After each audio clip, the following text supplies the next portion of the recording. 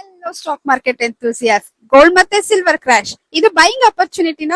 ಎಲ್ಲರೂ ಒಂದ್ ಕ್ವಶನ್ ಕೇಳ್ತಿದಾರೆ, ಇದು ಬೈಯಿಂಗ್ ಅಪರ್ಚುನಿಟಿನ ಅಂತ. ಆನ್ಸರ್ ಸಿಂಪಲ್ ಆಗಿ ಹೇಳ್ಬೇಕಂದ್ರೆ ಎಲ್ಲಾರ್ಗೂ ಇಲ್ಲ, ಬಟ್ ರೈಟ್ ಇನ್ವೆಸ್ಟರ್ಗೆ ಎಸ್. ನೋಡೋಣ ಯಾಕಂತ. ರೀಸನ್ ನಂಬರ್ ಒನ್, ಕ್ರಾಶ್ ಅಂದ್ರೆ ಚೀಪ್ ಅಂತ ಅಲ್ಲ.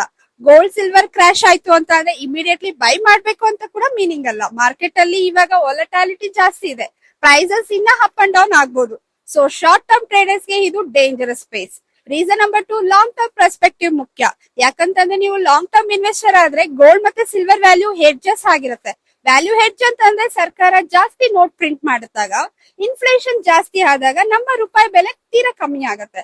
ಅವಾಗ ನಮ್ಮ ಹಣಕ್ಕೆ ಶಕ್ತಿ ಕರಗತ್ತೆ. ಗೋಲ್ಡ್ ಮತ್ತೆ ಸಿಲ್ವರ್ ಇವೆಲ್ಲ ಸಿಚುವೇಶನ್ ಅಲ್ಲಿ ಕರಗಲ್ಲ, ಆದ್ರೆ ಅವು ನಮ್ಮ ಹಣನ ಸಂರಕ್ಷಣೆ ಕೂಡ ಮಾಡುತ್ತೆ. ಸೊ ಇವಾಗ ವರ್ಲ್ಡ್ ಅಲ್ಲಿ ಡೆಪ್ ಜಾಸ್ತಿ ಆಗ್ತಿದೆ, ಕರೆನ್ಸೀಸ್ ವೀಕ್ ಆಗ್ತಾ ಇದೆ, ಜಿಯೋ ಪೊಲಿಟಿಕ್ಸ್ ಟೆನ್ಷನ್ ಅಂತೂ ಫುಲ್ ಟೈಮ್ ಇದೆ. ಈ ಎಲ್ಲಾ ಫ್ಯಾಕ್ಟರ್ಸ್ ಇಂದ ಗೋಲ್ಡ್ ಮತ್ತೆ ಸಿಲ್ವರ್ಸ್ ಗೆ ಸಪೋರ್ಟ್ ಕೊಡುತ್ತೆ. Reason number three, silver special case. ಯಾಕೆ? ಸಿಲ್ವರ್ ಓನ್ಲಿ ಮೆಟಲ್ ಅಲ್ಲ, ಇದು ಇಂಡಸ್ಟ್ರಿಯಲ್ ಮೆಟಲ್ ಕೂಡ.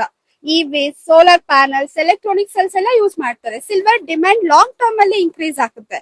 ಸೊ ಸಿಲ್ವರ್ ಅಲ್ಲಿ ವೊಲಟಾಲಿಟಿ ಜಾಸ್ತಿ ಇದೆ, but long term story strong ಆಗ್ತಿದೆ. ರೀಸನ್ ನಂಬರ್ ಫೋರ್, ಯಾವ ತರ ಅಪ್ರೋಚ್ ಮಾಡೋದು ತಗೊಳೋದಕ್ಕೆ ಅಂತ ನೋಡೋಣ. One time full amount invest ಮಾಡಬೇಡಿ, ಸ್ಲೋ ಆಗಿ ಮಾಡಿ, ಸ್ಟೆಪ್ ಬೈ ಸ್ಟೆಪ್ ಬೈ ಮಾಡಿ.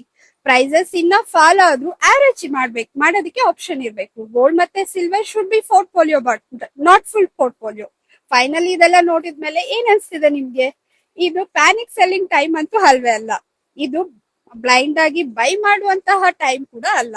ಮಾರ್ಕೆಟ್ ಎಮೋಷನ್ ಅಲ್ಲಿ ಮೂವ್ ಆಗ್ತಿದೆ, ಬಟ್ ಸ್ಮಾರ್ಟ್ ಇನ್ವೆಸ್ಟರ್ ಸ್ಟ್ರಾಟಜಿಯಿಂದ ಮೂವ್ ಮಾಡ್ತಾರೆ. This is Elysian investment advisory. Like, share, subscribe ಮಾಡಿ. Have a super Elysian day. Bye bye. Thank you.